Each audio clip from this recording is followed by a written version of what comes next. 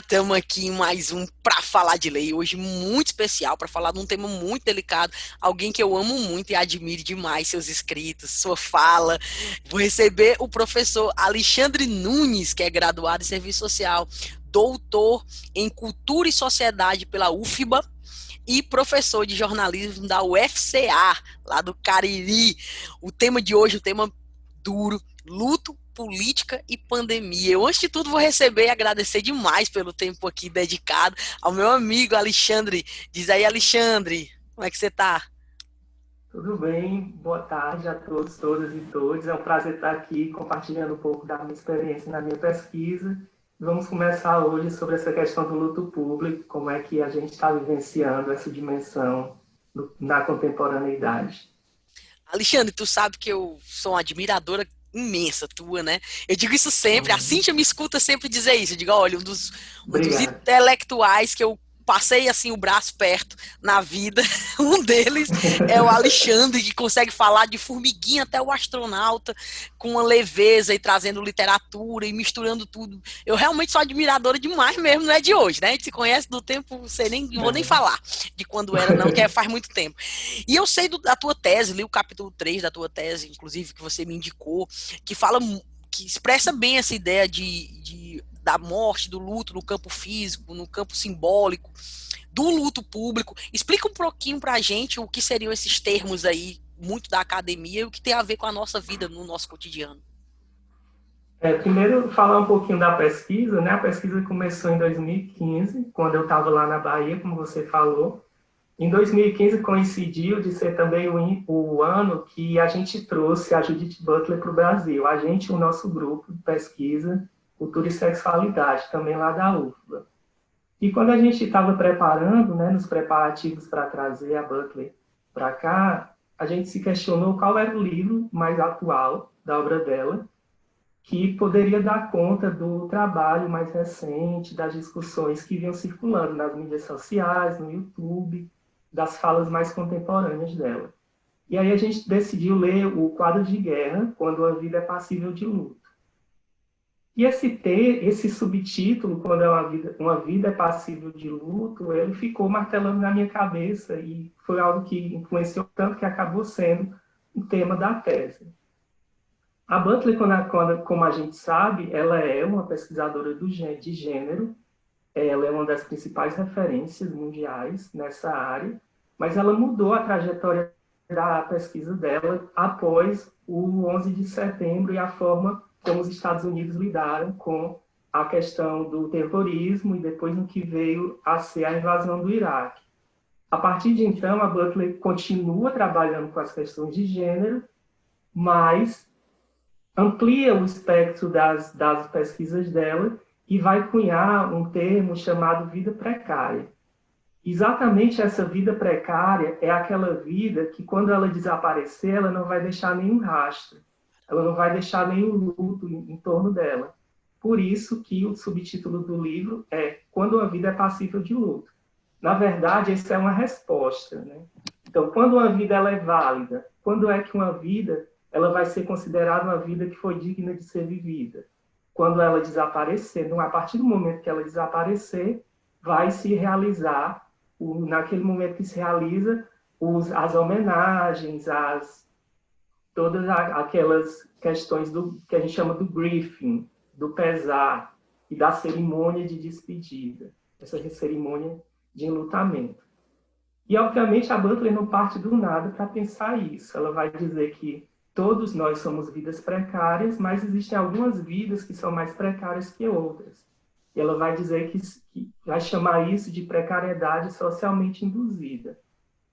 E essa precariedade socialmente induzida seria aqueles corpos que estão fora, mas que estão intimamente ligados na sociedade. Então, ela vai ampliar o espectro dela. Se ela estava pensando antes nas questões de gênero, especialmente ajudou muito para pensar a questão das transgeneridades, a partir de então, a Butler começa a ampliar o espectro de pesquisa dela e vai pensar a questão dos refugiados, a questão da Palestina, do conflito com Israel, e quais são as vidas atravessadas pelo gênero, mas não só por esse marcador, quais são as vidas que não são consideradas vidas. Aí você pode perguntar, Alexandre, então quer dizer que a gente só vai saber se uma vida é válida quando ela desaparecer? Não, porque geralmente essas vidas elas têm um marcador social. Por exemplo, as vidas negras ou indígenas, no caso do Brasil. Então, o fato de, historicamente, essas vidas não serem lutadas, né, então, o Brasil ele é um exemplo, digamos assim, que pode ser bem frutífero nesse sentido, porque o Brasil foi formado em cima desse genocídio dessas duas populações. Então, existe esse marcador social que faz com que aquela vida, ao nascer, ela já esteja fadada durante o processo de vida, sofrer diversas sanções, diversas exclusões, e no final, muito provavelmente, ela não vai ser lutada. Eu vi uma frase, desculpa, essas coisas aqui da tecnologia tem disso, né?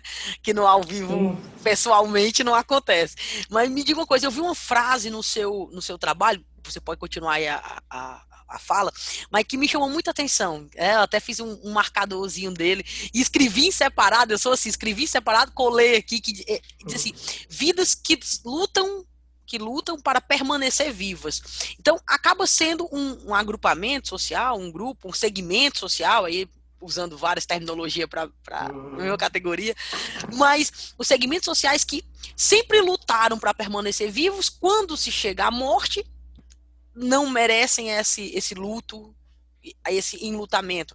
Teria algum viés disso? Ou eu tive uma percepção totalmente errônea? Tá intimamente ligado. E essa questão, como eu falei, ela está muito ligada ao que a Butler usa numa obra chamada Morte Social. E ela pega esse termo de um sociólogo norte-americano chamado Orlando Patterson. O Orlando Patterson ele vai pensar como durante o processo de escravidão as pessoas escravizadas elas eram mesmo retiradas dessa condição humana e de marcabilidade na vida. Então e aí o Brasil, como eu falei, é um exemplo muito frutífero, porque as pessoas escravizadas não poderiam falar suas línguas, as mães eram separadas dos bebês quando eles nasciam, e aí havia um processo, como o Patterson fala, antes da morte física, havia uma morte social. E a Butler vai se espelhar nisso também para pegar e pensar a vida precária. Também a Butler faz um diálogo crítico com a noção de vida nua do Agamben. Mas como ela está muito mais pensada pensando nisso que você falou, da resistência, como esses corpos que são ditos para eles, que eles não são vidas, eles mesmo assim, eles emergem na cena pública e dizem, eu existo, como esse processo acontece? Então, um corpo que não se torna matéria, um corpo que não importa, entra na vida pública. Porque tem um trocadilho em inglês que não tem equivalente em português.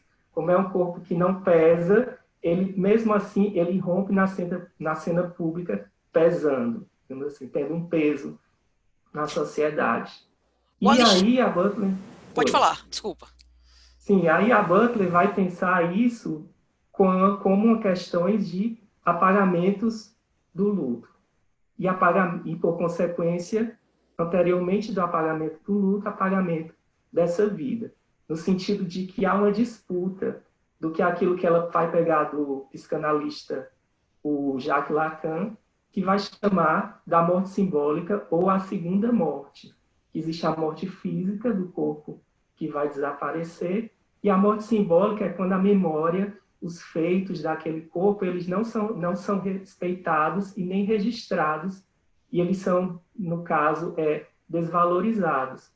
Um exemplo importante para a gente pensar isso é o caso da Marielle Franco e do Anderson, quando eles vieram a ser assassinados. Porque quando ela morreu, houve diversas movimentações em sites conservadores e reacionários para deslegitimar aquela morte e, por consequência, deslegitimar aquela vida.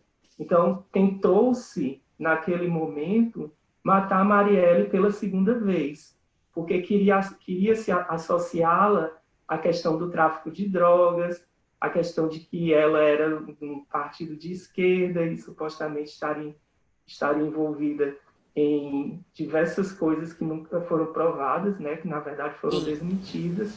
Então, essa morte simbólica seria esse processo de segunda morte. Depois que um corpo físico morre, né, nesse caso específico, Sim. vem o apagamento da memória daquela pessoa. Ô Alexandre, isso também tem uma ligação, aí você me diz, uma ligação íntima com o fato de nós todos nos doermos mais com determinadas mortes do que outras. Eu digo assim, quando você vê uma criança, como o menino Miguel, por exemplo, que foi a patroa da mãe dele, para quem não está assistindo e talvez não lembre, a patroa da mãe dele, num período de pandemia, a mãe dele trabalhando como doméstica, ela foi lá, colocou a criança no elevador, apertou o botão e disse, vai, o destino é teu. Né? Assumiu o risco de acontecer o que for, que já aconteceu, uma criança de 5, 6 anos. Isso, eu imagino, se fosse um filho assim, pensando aqui no cenário de Fortaleza, que você conhece tão bem, e eu também. Imagina o cenário de Fortaleza se é uma criança advinda do Meireles, o bairro mais rico, filho da elite, e esse filho da elite cai de um. Eu imagino a comoção que seria, né? Eu sei que houve uma comoção por Miguel, mas eu não consigo imaginar o tamanho da comoção que isso ocasionaria. Isso tem um peso nessa existência real, da forma que nós ficamos mais impactados com uma morte ou com outra morte, e a forma que a imprensa, principalmente, aborda uma ou outra. Sim, essa é uma questão fundamental, porque dentro do processo de construção do genocídio negro no Brasil e indígena no Brasil, essas vidas não seriam choradas, a vida do Miguel não seria chorada, não haveria uma comoção pública se os movimentos sociais não tivessem se articulado para isso. Porque, de antemão, a subjetividade do povo brasileiro, a subjetividade da formação do nosso país, calcada no racismo, né, no machismo, no patriarcado e na heteronormatividade, essa sociabilidade ela é construída para dizer que essas vidas não importam, para usar o termo do movimento social. Então, esse apagamento é exatamente porque não havia ali nenhuma vida para ser perdida. No final, não era considerada uma vida importante. Mas aí o que diferencia a Butler dos outros autores é que ela vai pensar, como eu já falei, como esses corpos resistem. No caso do menino Miguel, como os corpos que têm o mesmo marcador, no caso a racialidade, se veem como espelho no menino Miguel, poderia ser meu filho, o filho de uma pessoa negra, no caso, poderia ser meu primo, meu irmão, poderia ter sido eu quando eu era jovem, no caso sempre a pessoa negra, e passam a resistir diante dessa vulnerabilidade. E aí é outro ponto importante da perspectiva da Butler, que eu uso na tese, é que, nesse caso, vulnerabilidade está intimamente ligada à noção de resistência. Então, a possibilidade da resistência existe porque existe uma vulnerabilidade. Então, não existe uma dissociação entre entre esses dois termos. E, no caso, quando a gente vai pensar em termos de epidemia, já que a gente já está se encaminhando para falar das epidemias, de epidemia recente, a gente tem o caso emblemático do início da epidemia de HIV/AIDS. E aí a gente pode visualizar bem o momento em que a morte simbólica ocorre antes da morte física. Porque no início da epidemia, quando a AIDS ela era uma sentença de morte, aquelas pessoas eram abandonadas pela família, elas eram jogadas em qualquer local, morriam no hospital. No primeiro momento da epidemia, os próprios profissionais de saúde, por não saberem como lidar com o vírus que era no momento algo novo, eles não tinham contato direto com os pacientes e aquelas pessoas acabavam tendo a sua morte simbólica antes da morte física. E é importante pensar isso para pôr a morte morte em vida, que mais na frente o Achille Mbembe vai pensar quando ele vai propor o termo de necropolítica. e seriam exatamente esses corpos que são uma espécie de mortos-vivos, porque não têm o seu estatuto social de existência garantido.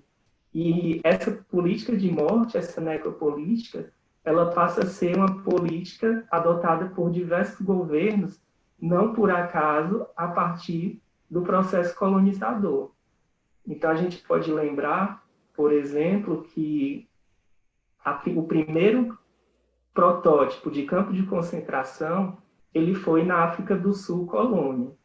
Então, a gente não pode pensar o campo de concentração no coração da Europa, no coração da chamada civilização ocidental, sem antes pensar o seu espelhamento. Essa Europa colonizou a África e antes do fenômeno que deu origem ao horroroso Holocausto, né, que matou em média 6 milhões de judeus, antes disso, a política de morte da colônia já praticava diversas ações similares, e aí o caso da África do Sul, ele é emblemático.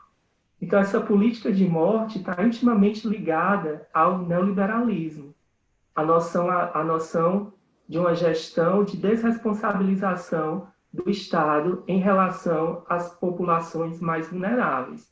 E aí, voltando para o caso das pessoas vivendo com HIV/AIDS no começo da epidemia, mais uma vez, as pessoas eram abandonadas para morrer sozinhas, eram negadas, né, como se aquele filho da família não existisse, porque a epidemia, no primeiro momento, atingiu primeiro a população gay e trans.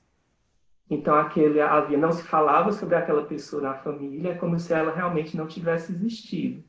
Mas o outro lado da moeda é que, diante dessa tentativa social de matança simbólica desses indivíduos, emerge também, juntamente com isso, uma teia de solidariedade entre pessoas que constroem outros vínculos sociais e outras parentalidades. E, a partir daí, que vai se começar a pensar questões como o casamento entre pessoas do mesmo sexo, pela questão da herança, e as questões mesmo de outras formas de vínculos sociais e afetivos que dão início a partir dali. Outros modelos de família que passam a entrar em pauta. Tudo isso para a gente pensar sempre nessa questão ao luto, à morte social, mas esses atores sociais, eles sempre estiveram na luta, né? Então, é sempre importante pontuar que as pessoas negras, né, elas sempre estiveram na luta contra a escravização, a questão dos quilombos. Aqui mesmo no Ceará nós temos os remanescentes, só aqui no Cariri nós temos mais de 20 comunidades quilombolas. Então, é importante sempre pontuar que, diante dessa tentativa de apagamento, sempre houve a resistência também. Ô, Alexandre, e já adentrando falando de pandemia, você trouxe muito bem aí a pandemia que o HIV proporcionou anos atrás, né? Não faz tanto tempo assim. Mas, e hoje, né? A gente está diante de uma pandemia que ceifa vidas. Ontem, a gente está gravando aqui dia 15/7, 15 horas da tarde, mas ontem eu vi um dado que São Paulo tinha batido o recorde de mortes, era o segundo maior número desde que a pandemia começou, segundo maior número de mortes num dia, desde que a pandemia começou. E, contrapartida, hoje pela manhã eu estava almoçando e vendo o governo de São Paulo anunciando a reabertura de academia, na quarta fase de reaberturas, e eu fico pensando, pô, se bater o recorde de mortes, como é que eu tô no outro dia na TV falando sobre reaberturas e CNPJs? E a gente vê no governo federal, deu exemplo aqui do governo paulista, mas no governo federal, um abismo entre as mortes e a realidade. É como se eu tivesse que proteger a economia, o CNPJ, e daí eu não sou Messias, eu não tenho como salvar todo mundo, e um remedinho milagroso aqui para ver se te salva, comprovadamente sem eficácia. Isso também é uma forma de negligência, certeza, né? De omissão, certeza. Agora, é também uma forma de desvalorização da vida humana, assim, de não ter essas pessoas serem só números e contribuir, porque essa é realmente uma prática necropolítica, essa do governo federal? Como eu já tinha salientado, é exatamente isso. A necropolítica, ela se aprofunda, digamos assim, e amadurece o seu grau de perversidade na implantação das políticas neoliberais.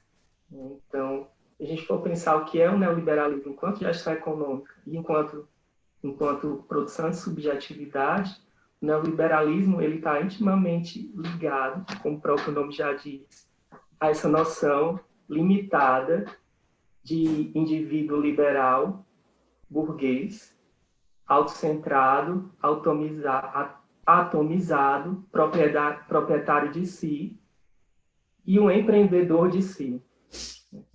O eu empresa. Isso, Você S.A., a revista, né? Você Sociedade Anônima. Então, essas políticas neoliberais, elas que começam a ser implementadas nos anos 70, se aprofundam a sua crise em 2008, e aí a gente está falando da crise do capitalismo, em 2008, com a crise imobiliária, que vai devastar a Europa.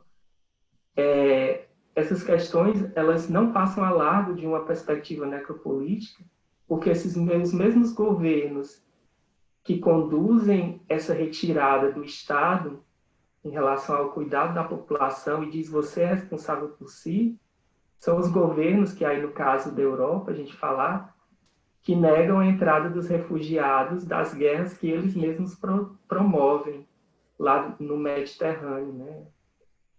Se a gente for pensar aquela questão dos barcos com as pessoas africanas, sírias, né, tentando chegar na Europa. Então, há todo um processo de ligação entre essa crise estrutural do capitalismo, para os meus amigos do serviço social,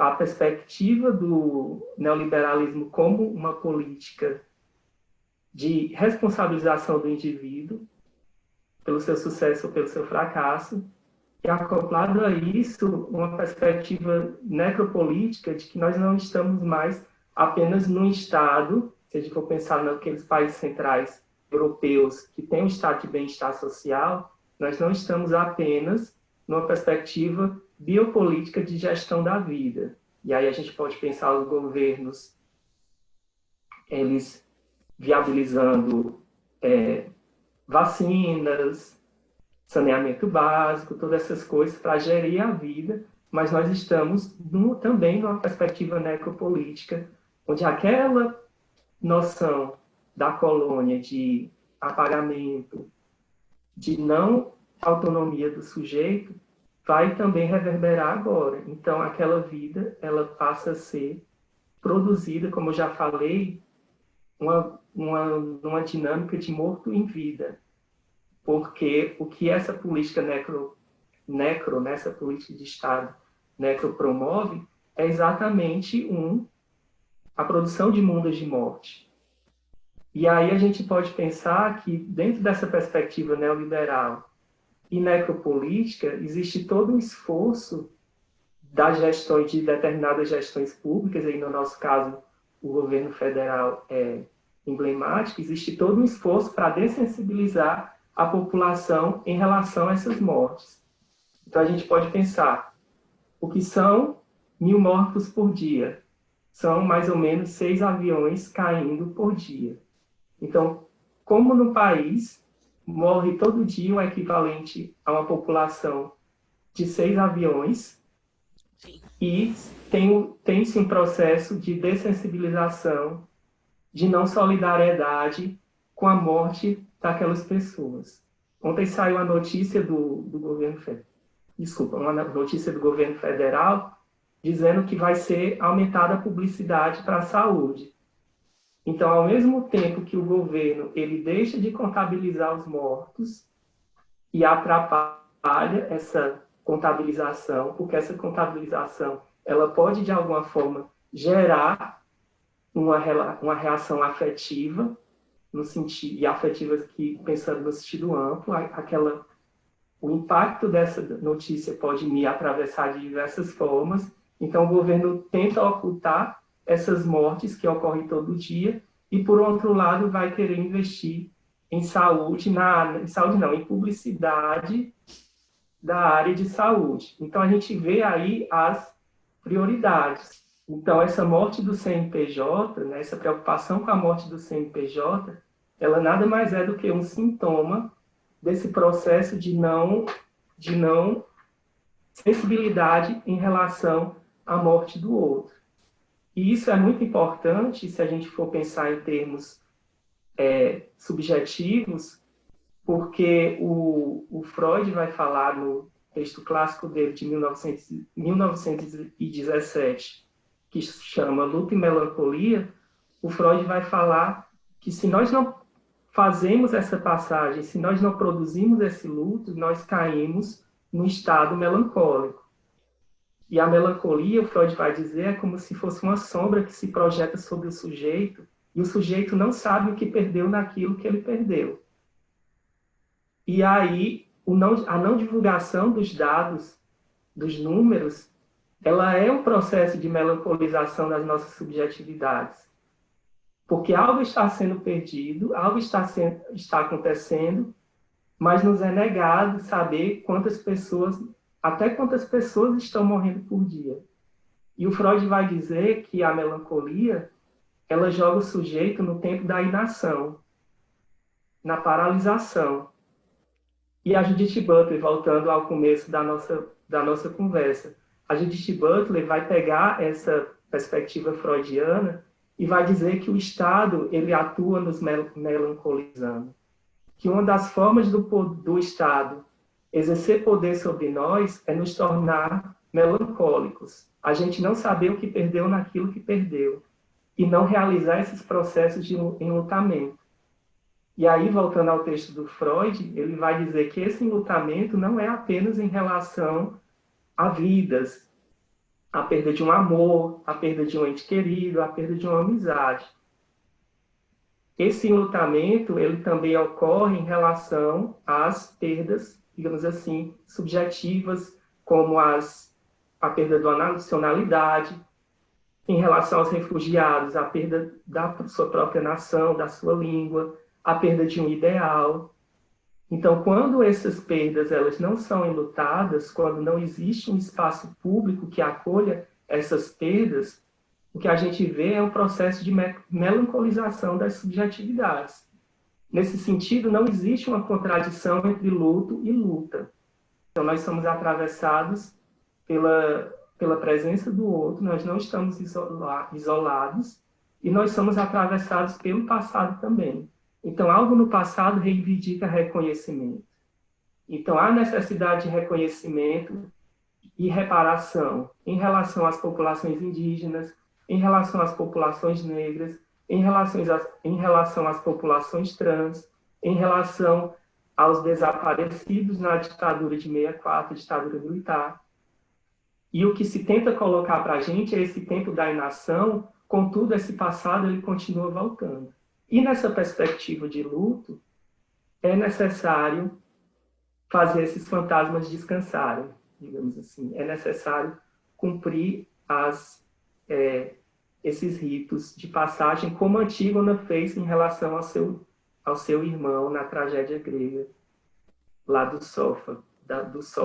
Tão bem você traz na tese e já lhe disse da emoção que tive ao ler. Lembro dos meus tempos de aluna de história, onde a gente tentava fazer um teatro com o tema. Mas, o Alexandre, tu falando aqui, e me veio à memória, a gente aqui no programa, para falar de lei, né?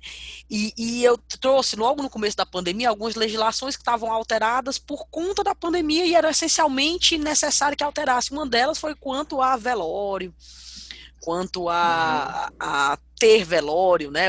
Na verdade, o vírus exigiu que não pudesse ter velório, não se pode. Isso é uma realidade porque é uma questão biológica. Se você está ali, abre o caixão e todo mundo ali vai se contaminar. E eu pensando aqui, e até já mencionei com você, eu venho do interior do Ceará, cidade muito pequena, 20 e pouco mil habitantes, e as cenas de velório sempre estiveram muito presentes na minha memória e na minha vida, porque eu não sei, para quem está assistindo a gente aqui, talvez dos grandes cidades, dos grandes centros, que já estão acostumados com essa ideia de funerária, que o velório é na funerária, mas no interior do Ceará, de onde eu venho, o velório é na sala de casa, na sala do meu avô, a gente, quando senta na sala, a gente sempre fica, vixe Maria, parecendo no dia do velório, rememória, porque sempre foram na Sim. sala de casa, com muita gente, e quanto mais a pessoa fosse mais conhecida, ou mais importante, maior é o número de pessoas, e as pessoas ficam na calçada, acenando pro velório, em silêncio, não pode colocar música alta no dia que alguém faleceu, o sino da igreja badala, tem todo um rito.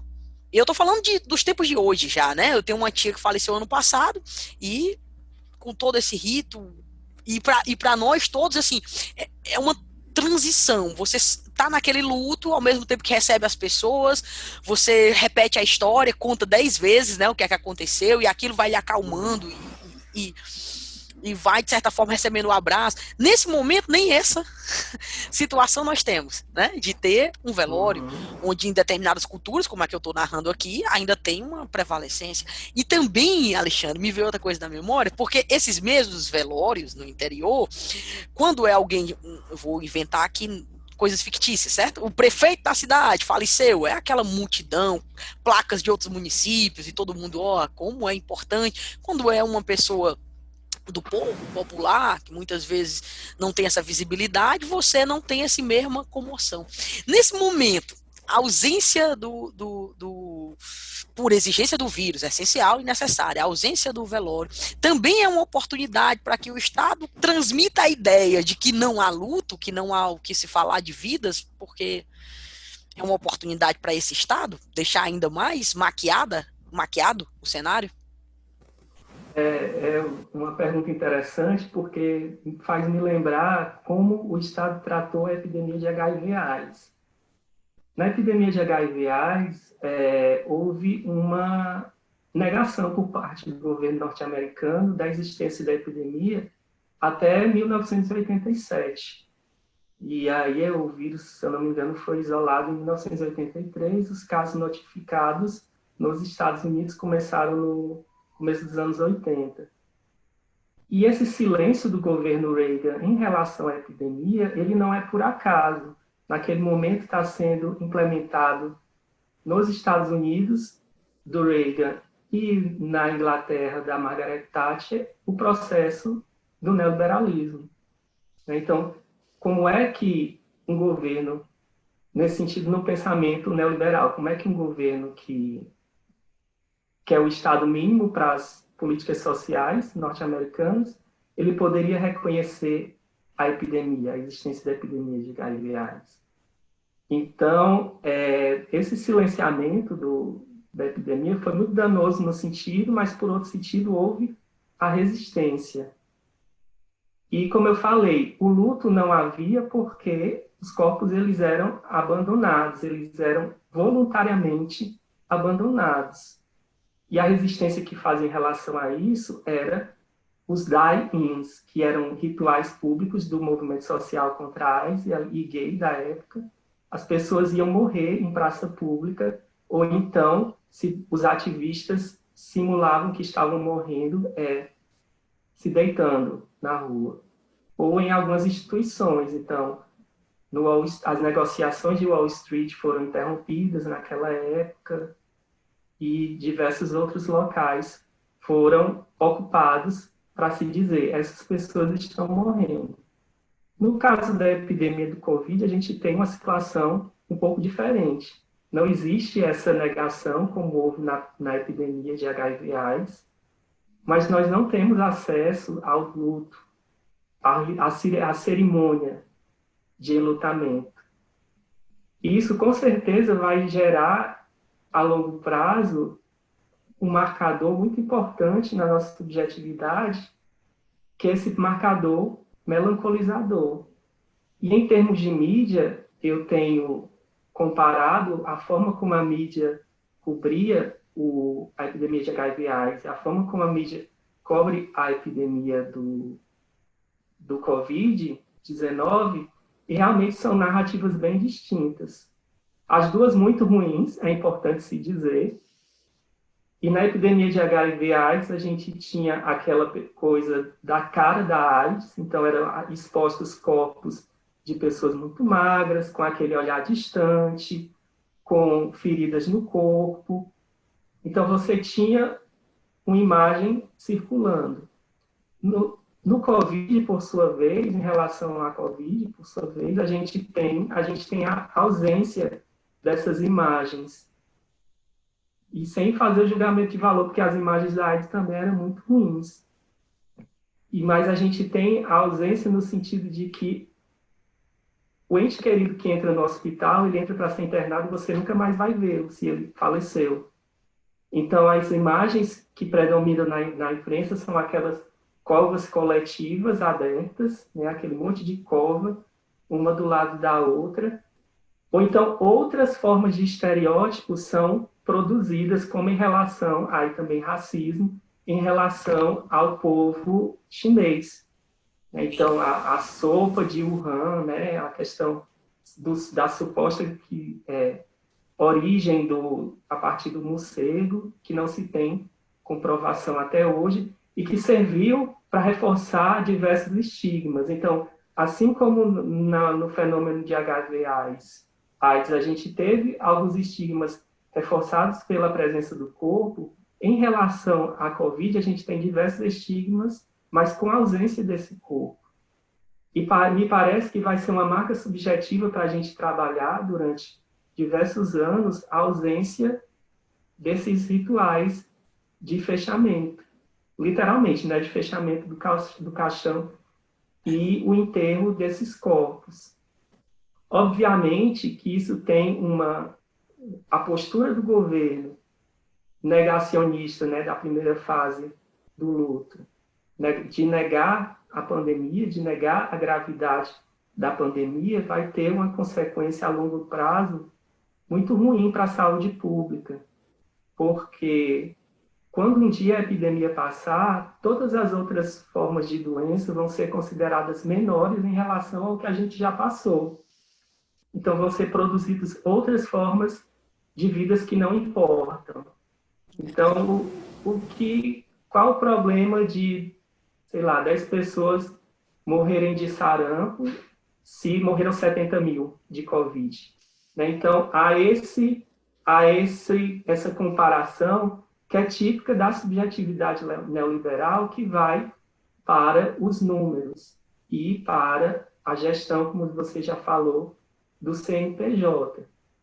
Então, é um exemplo horrível esse do CPF, mas ele é muito emblemático para a gente pensar que do CNPJ, mas ele é emblemático para pensar que uma empresa ela é considerada como mais valorizada que uma vida humana dentro de toda a sua complexidade.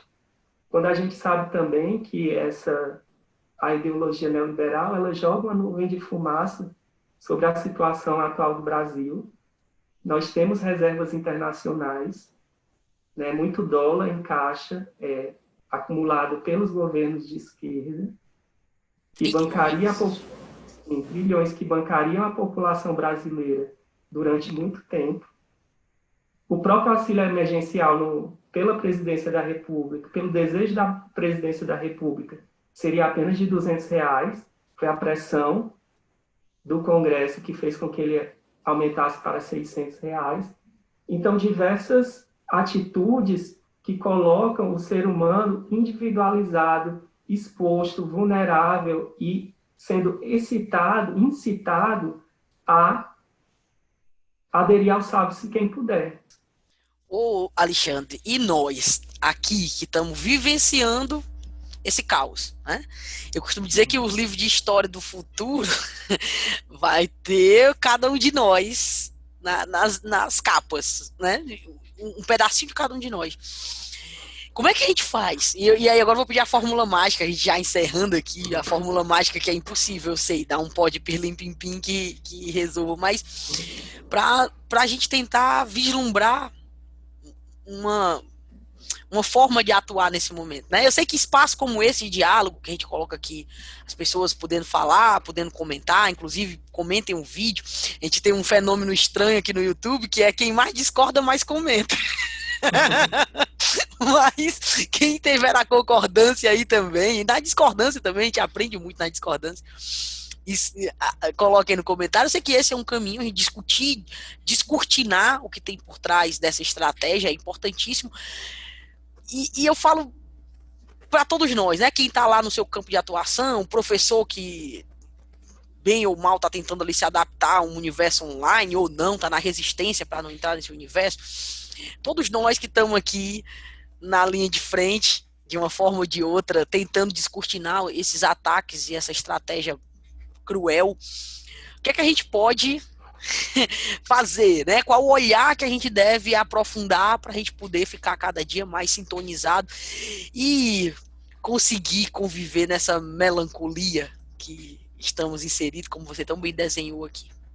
Em relação à população LGBT, quando dizem, eu aceito, só não faça na minha frente. Né? Então, o que é esse só não faça na minha frente? É exatamente uma tentativa de controlar as formas de visibilidade, as formas de aparição na cena pública. E essa tentativa de controle, que nunca vai conseguir controlar, os movimentos sociais estão aí para mostrar isso, essas formas de tentativa de controle, elas têm a ver com aquilo que a gente falou, de uma tentativa de barrar a própria transformação do sujeito que vê. Porque o outro está implicando, eu vejo, eu me implico e digo que reconheço, eu me implico naquele outro. Aquele outro também me transforma. Então, o que se tenta fazer é melancolizar os nossos corpos no sentido de que a pessoa negra volte para a senzala, a mulher volte para a cozinha e os LGBTs voltem para o armário, o clichê que se diz tanto. Né? Então, uma das principais formas em relação a isso é traçar, me parece ser traçar estratégias de visibilidade, estratégias criativas, e as artes estão aí para isso, embora o contexto da pandemia, traçar estratégias criativas de não deixar esse corpo cair no tempo da inação. E para encerrar, eu lembro de uma das teses da história, sobre a história do Walter Benjamin, quando ele diz que nem os mortos estarão seguros se o inimigo vencer. E ele não tem cessado de vencer.